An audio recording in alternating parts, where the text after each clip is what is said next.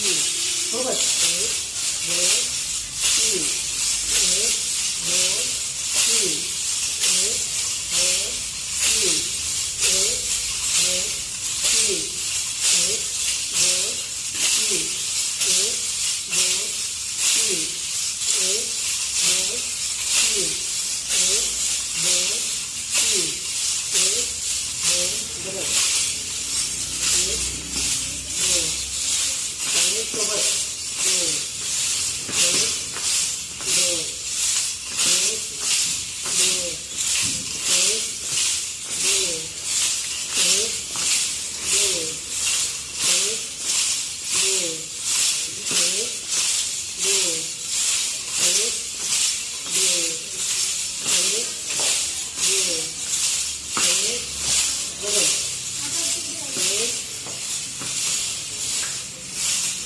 समोर पहिल्याच्या पेक्षा 1